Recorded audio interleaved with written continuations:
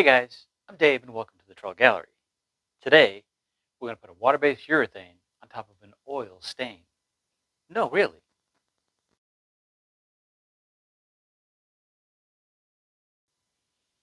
You may have been told that you've never put a water-based finish on top of an oil stain. And if you're like me, maybe you tried it anyways, only to have the oil eat away the finish that you carefully laid down. Let me show you a trick I learned years ago after a failed finishing project. This particular project had a slightly different start to the finishing process than I usually use. I used a map torch to darken the grain and give it a slightly distressed and worn look. I'm only mentioning this so you won't ask why the wood looks a little bit off before I stained it. As with any good finishing process, this one began with sanding. Before burning the wood, I sanded the piece to 120 grit. After using the torch, I came back and sanded it at 180 grit. I usually sand up to 220, but this particular project will have some distressing to it, and I didn't want the finish to be, too perfect. I'm a fan of Minwax oil stains, and I've been using them for, well, let's just say it's been a while. Maybe like the Nixon administration? They're easy to apply. I just wipe it on with a clean rag and wipe off any excess as I go. Unlike some stains, these don't tend to darken when you overlap during the staining process. The wood absorbs all the stain that it can, and then you just wipe off the rest. Before adding a water-based top coat, you have to treat your oil-stained wood. One option is to add a layer of shellac. Amber shellac, which is most common, can add more depth, but on light woods it will appear a shade darker when you're done. Clear or super blonde shellac has virtually no pigment and avoids that issue. Oh yeah, and if you're using amber shellac, you may also get darker stripes if you overlap your brush strokes.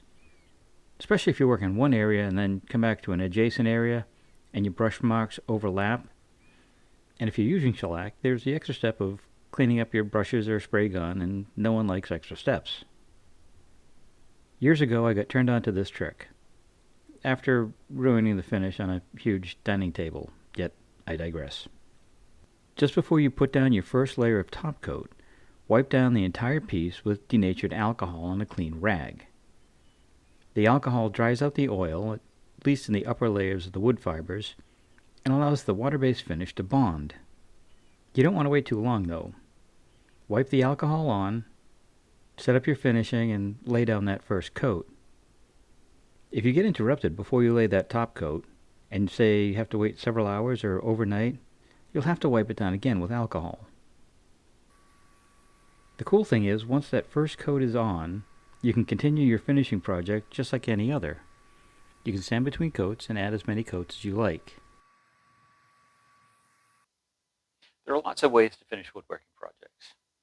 Well, I don't use stains very often. When I do, this tip helps out greatly.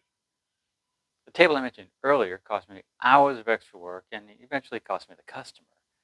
If I only knew then what I knew now, it would have saved me a lot of frustration. I'm not a big fan of water-based stains, but if you use them, clearly this won't be an issue for you. And you could just use an oil-based finish on top of an oil stain, but I don't like to clean up, and tell you the truth, I prefer the low VOCs that come with a water-based finish. I'd love to hear what you thought about this short video. Was there something I could have done differently? Do you have a different technique for putting water-based finishes on top of an oil stain? I'd love to hear it. Put them in the comments below. If you like this video, maybe share it with friends and give us a thumbs up. And if you haven't already, maybe hit that subscribe button and the little bell so you get notified each time I put out a new video. That's it for now. We'll see you soon. Have a great day.